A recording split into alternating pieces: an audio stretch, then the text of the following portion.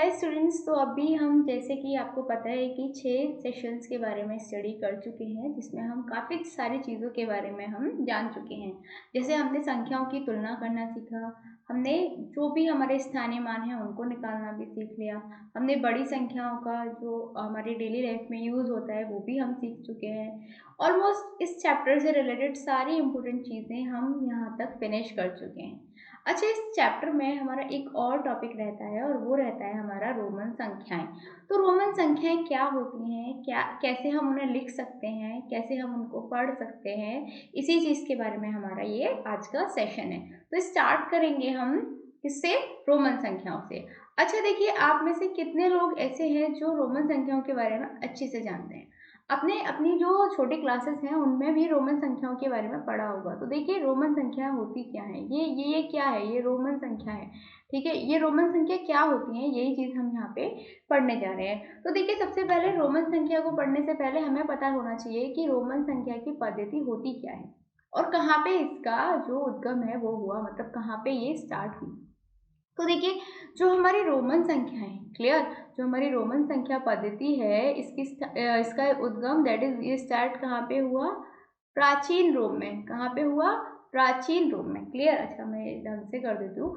प्राचीन रोम में इसका स्टार्टिंग हुआ, मतलब इसका उद्गम कहाँ हुआ? प्राचीन रोम में ये स्टार्ट हुई थी। ठीक है, तो आपसे क्वेश्चन आया था ये रोमन संख्या पद्धति कहाँ पे स्टार्ट हुई? तो कहाँ पे हुई?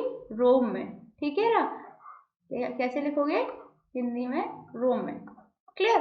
अच्छा, तो अब बात आती है कि उत्तर मध्य युग में पूर्ण यूरोप में संख्याओं को लिखने का सामान्य तरीका बना रहा। ये जो रोमन संख्या पद्धति है, ये उत्तर मध्य युग में पुराने यूरोप में संख्याओं को लिखने का एक सामान्य तरीका बना रहा था। रोमन पद्धति में अंकों को लिखने का ढंग अलग होता है। देखो, आपने देखा होगा कि आपकी क्लास को कभी तो टीचर लिखती होगी ऐसे, जैसे सपोज करो आप 3rd क्लास में पढ़ते हो तो 3rd, से आप 6th क्लास में पढ़ते हो तो आपको लिखती होगी टीचर 6th। कभी टीचर लिखती होगी, आपको देखा होगा आपने, ऐसे वी बनाती होगी फिर 1 लिखती होगी। तो ये क्या है? ये हमारा रोमन नंबर में लिखा हुआ है। कैसे नंबर में लिखा हुआ है? रोमन नंबर्स में लिखा हुआ है, रोमन संख्याओं में लिखा हुआ है। तो ऐसे हम अलग अलग नंबर्स को रोमन में कैसे लिख सकते हैं, वही आज हम इस चैप्टर में, इस सेशन में डिस्कस करेंगे।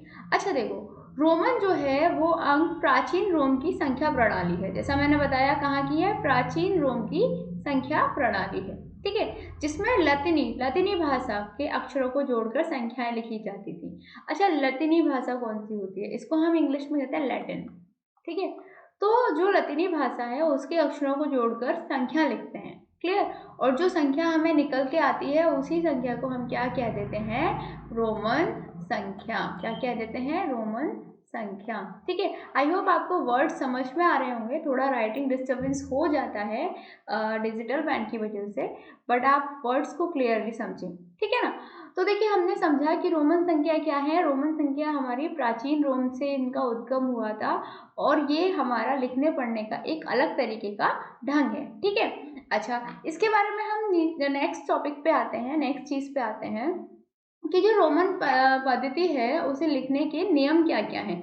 तो सिंपल सी बात है, जब हम रोमन नंबर्स को पढ़ रहे हैं तो हमें उनके बारे में लिखने की हमें क्या पता होना चाहिए? उनके लिखने के नियम पता होने चाहिए। जब हमें नियम पता होंगे तभी तो हम रोमन नंबर्स लिख पाएंगे ना। तो देखिए, किसी भी अंक को साथ साथ इकट्ठे रूप में 4 बार नहीं लिखा जा सकता। ये पहला नियम है।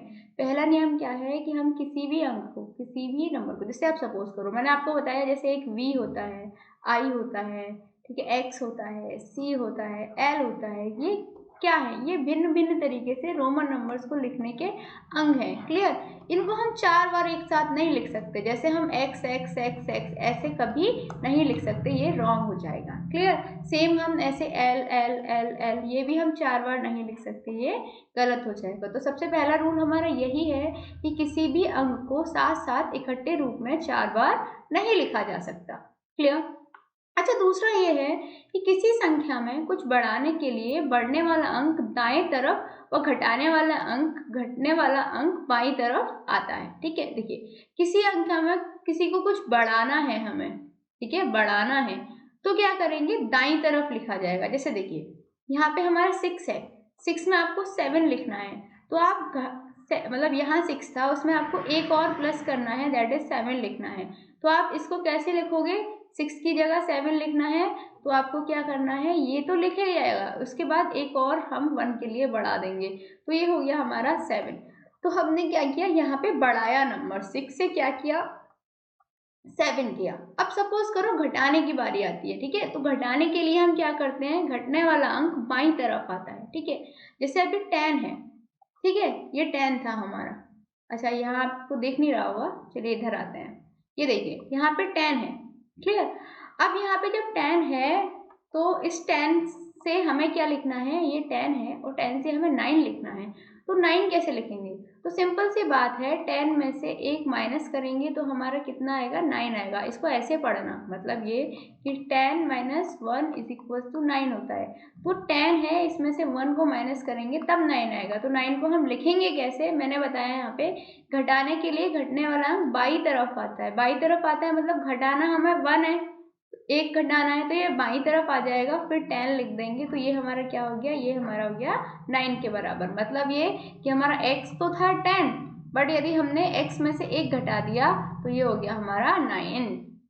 क्लियर। तो ऐसे ही हम संख्याओं को लिखते हैं। अच्छा, नेक्स्ट आते हैं हम, देखिए l, ठीक है, l, x, c, m, ये संकेत अधिक से अधिक 3 बार लगातार आते हैं। क्लियर। तो ये तो मैंने आपको बताया था कि ये जितने भी नंबर हैं हम 4 बार नहीं लिख सकते, यदि हम 4 बार लिख दिया तो ये गलत हो जाएगा। अधिक से अधिक ये कितनी बार आ सकते हैं, 3 बार आ सकते हैं। कितनी?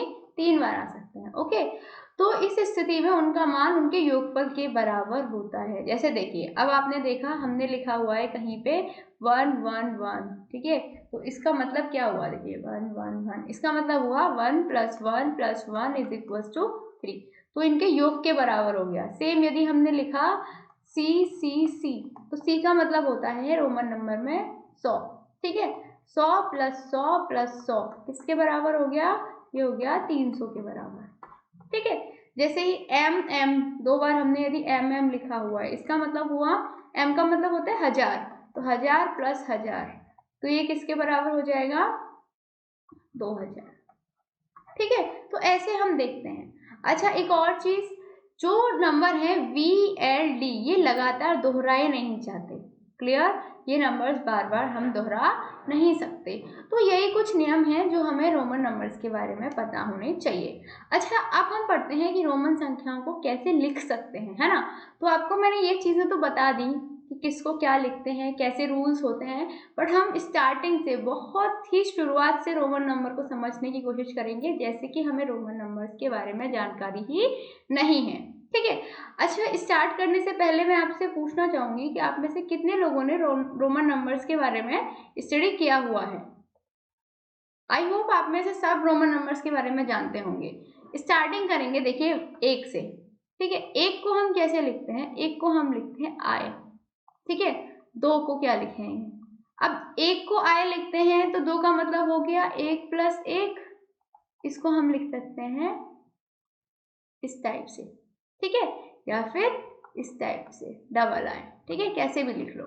अच्छा, नंबर 3 का मतलब क्या हुआ, 1 + 1 + 1, तो इसको हम क्या लिख सकते हैं, ठीक है।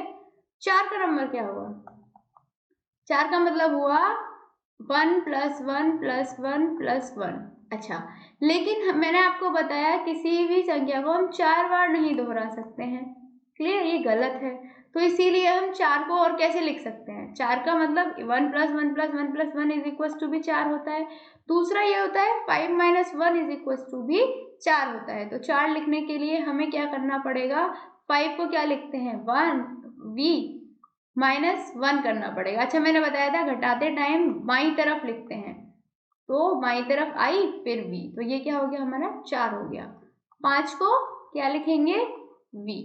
क्लियर, यहाँ तक समझ में आया। अच्छा, इसके बाद में आते हैं 6 पे। तो 6 को तो हम सीधे सीधे लिख देंगे, 5 + 1 क्या आ जाएगा, क्लियर। 7 को कैसे लिखेंगे, 5 + 2, कोई कंफ्यूजन नहीं होनी चाहिए। अच्छा, 9 को क्या लिखेंगे, मैंने बताया 9 को हम 10 में से घटा के लिखेंगे, ठीक है। तो 10 ये हुआ, घटाने के लिए 1 इधर लगाएंगे तो 9 को हम ऐसे लिख सकते हैं। 10 को क्या लिखेंगे, x। क्लियर। तो ये हमारे 10 तक के रोमन नंबर आपको क्लियर हो गए। 10 तक आपको कोई कंफ्यूजन नहीं होनी चाहिए। अच्छा, अब हम आते हैं 11 पे। 11 को कैसे लिखेंगे, 10 प्लस 1। 10 को कैसे लिखते हैं, x, प्लस 1 को लिखते हैं i, तो ये हो जाएगा xi। क्लियर। अच्छा, 12 को सिंपल सा है कि 10 प्लस 2 तो x प्लस ये हो जाएगा 12। क्लियर। अच्छा, अब आते हैं 14 को कैसे लिखेंगे। तो देखो 14 को हम ऐसे नहीं लिख सकते कि 10 प्लस 4, ऐसे लिखेंगे तो क्या आएगा, 10 प्लस 1 2 3 4, और मैंने बताया 4 को हम ऐसे नहीं करते। तो 4 को हम कैसे लिखते हैं, 4 को हम लिखते हैं 5 में से 1 घटा दिया तो ये हो गया हमारा 4। ठीक है, तो इसको 14 को लिखेंगे 10 प्लस 4। 10 को कैसे लिखते हैं, x प्लस 4, तो ये हो जाएगा xv x1 5। क्लियर। अच्छा, 15 को कैसे लिखेंगे, ये तो बहुत सिंपल है। 15 को हम डायरेक्टली xv लिख सकते हैं। क्या, क्यों, क्योंकि x का मतलब हो गया यहाँ पे 10 और ये v हो गया हमारा 5। ठीक है, तो ये हमने 15 तक रोमन नंबर लिखने सीख लिए। अच्छा, अब आते हैं हम 16 17। 16 को देखो हमने 10 प्लस 4 2, 10 प्लस 6, 10 प्लस 7, 10 प्लस 8। अब देखो 19 लिखना सिखाती हूँ। पहले आप समझिए 20 को कैसे लिखेंगे, फिर 19 पे आएंगे। 20 को लिखने के लिए हमें क्या करना पड़ता है, 10 प्लस 10 को जोड़ना पड़ता है, तो क्या आ जाएगा हमारा डबल x। तो 20 को हम क्या लिख सकते हैं, डबल x लिख सकते हैं। ठीक है, जब 19 लिखना है तो हमें क्या करना पड़ेगा, 20 में से 1 को घटाना पड़ेगा। तो मतलब ये डबल x में से हमें 1 घटाना है। 1 घटाना है मतलब 1 उसको हमें बाईं तरफ लिखना है। तो ये जो नंबर होगा ये क्या होगा, 19, मतलब i x x। अच्छा, अब आप में से कितने लोग सहमत हैं ये सही है, ऑब्वियसली ये गलत है। अच्छा, अब बताते हैं हम आपको ये गलत कैसे है। देखो बाईं तरफ लिखना है ना, बाईं तरफ लिखने का मतलब ये थोड़ी नहीं है हम यहाँ लिखेंगे। बाईं तरफ लिखने का मतलब ये है कि जो 9 है, 10 को तो ऐसे ही लिखना है ना, मतलब x लिखना है, x प्लस 9। ठीक है, तो जो 9 है उसको हम कैसे लिख देंगे, प्लस आई एक्स, तो ये आना चाहिए x आई x। तो ये हमारा सही है, जबकि ये हमारा गलत हो जाता। क्लियर। तो सिंपल सी बात है कि 19 को हम कैसे लिखेंगे, 19 को हम लिखेंगे 10 प्लस 9, तो x plus i x is equal to x i x. Clear, ये हम 19 को लिखेंगे। क्लियर हुआ। अच्छा, इससे आगे बढ़ते हैं। अब मैं आपको बहुत छोटी छोटी चीज़ों के बारे में समझाऊंगी, बाकी आप नंबर्स की खुद से प्रैक्टिस करेंगे। मैंने आपको एक बार ही एक्सप्लेन कर दिया कि नंबर्स को लिखा कैसे जाता है।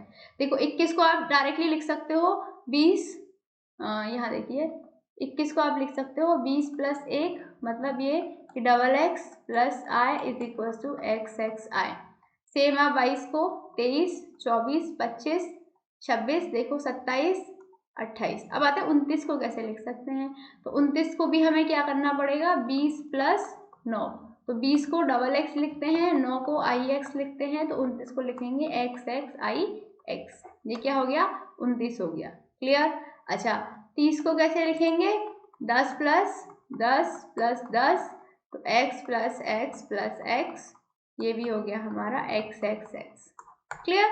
यहाँ तक आपको क्लियर हुआ, कोई भी कंफ्यूजन नहीं होनी चाहिए। अच्छा, इसके बाद में देखो 31 को हमने 30 प्लस 1 लिखा, 32 को 30 प्लस 2 लिखा।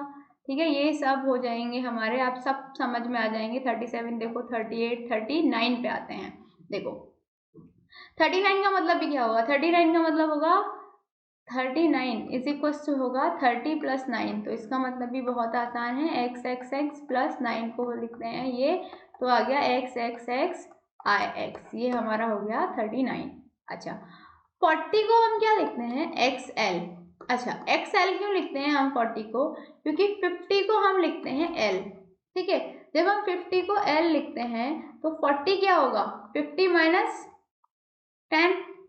ठीक है, तो 50 का मतलब एल माइनस 10। अच्छा, जिसको हम घटाते हैं उसको बाईं साइड लिखते हैं, तो ये एक्सएल। तो 40 किसके बराबर हो गया हमारा, एक्सएल के बराबर हो गया। समझ आया।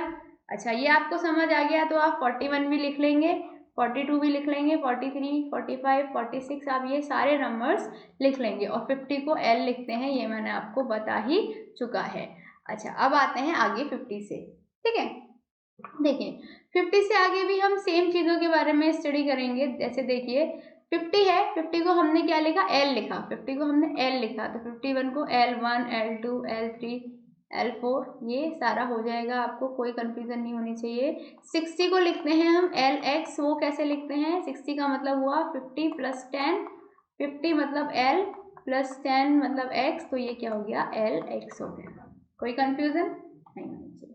अच्छा, 61 को XI लिख देंगे, 62, 63 ये आप सब लिख लेंगे, कोई कंफ्यूजन नहीं होगी। 70 को वही फिर कि 50 + 10 + 10 ये 70 हो जाएगा, तो 50 LXX ये हो गया हमारा 70। बहुत आसान है, आपको यदि 1 to 20 भी समझ आ गए ना तो आप सारे नंबर्स निकाल सकते हो, बस आपको ये पता होना चाहिए 50 को क्या कहते हैं, ठीक है, 100 को क्या कहते हैं, ऐसी चीज़ें आपको याद करनी है। अच्छा, 71 लिख सकते हो, 72, 73, 74 ये आप आसानी से सारे नंबर्स लिख लेंगे।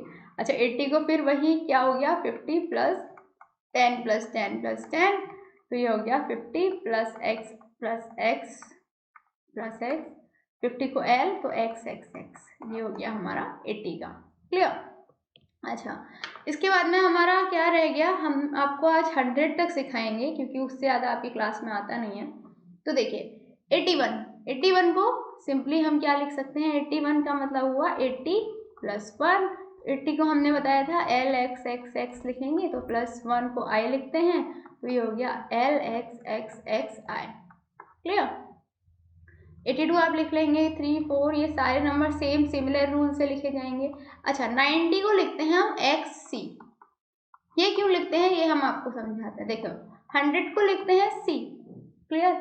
90 क्या हुआ, 100 माइनस का 10, 100 को C माइनस का X, तो मैंने बताया जिसको हम माइनस करते हैं उसे बाई साइड लिख देते हैं, तो 90 का मतलब हो गया XC, क्लियर। उसके बाद 91 को हम XC1 लिख सकते हैं, XC2, XC3 ये सब हमारे इसी उसमें चलेंगे, और फिर आ जाएगा हमारा 100 मतलब कि C, क्लियर। 100 को हम क्या लिख देंगे, C। आई होप यहाँ तक आपको हर चीज़ समझ में आ गई होगी। तो ये हमारे रोमन नंबर लिखने के तरीके होते हैं। सबसे पहले हमने ये देख लिया कि हम 1 को क्या लिखेंगे, 2 को क्या लिखेंगे, फिर हम सिर्फ इतना देखते हैं कि 10, 20, 30, 40, 50 या फिर 60, 70, 80, 90, 100 जो टेंस वाले नंबर्स हैं इनको क्या लिखेंगे, और इनके बेसिस पे ही हम आगे के नंबर्स लिखते हुए चले जाते हैं। तो आई होप आज आपको 100 तक रोमन नंबर्स अच्छे से समझ आ चुके होंगे। तो बेसिकली आज हमने यही चीज़ों के बारे में डिस्कस किया कि रोमन नंबर्स क्या होते हैं, रोमन नंबर्स कहाँ से स्टार्ट हुए। तो हमने ये पढ़ा कि रोमन नंबर्स कहाँ से स्टार्ट हुए, प्राचीन रोम से हमारे रोमन नंबर्स का उद्गम हुआ, प्राचीन रोम से हमारे रोमन नंबर, रोमन संख्याएं शुरू हुई, ठीक है। इसके साथ में भी आपको ये भी समझाया मैंने कि जो रोमन नंबर्स है उनको प्रॉपरली लिखा कैसे जाता है और आप रोमन नंबर्स को किस तरीके से लिख सकते हैं। तो यही सेशन था आज रोमन नंबर्स के बारे में। उम्मीद करती हूँ आपको ये सेशन बहुत पसंद आया होगा। चलिए मिलते हैं अगले सेशन में जहाँ पे हम इस चैप्टर से रिलेटेड कुछ एक्सरसाइज को डिस्कस करेंगे, कुछ प्रश्नावली को सॉल्व करेंगे, ठीक है। तब तक के लिए गुड बाय।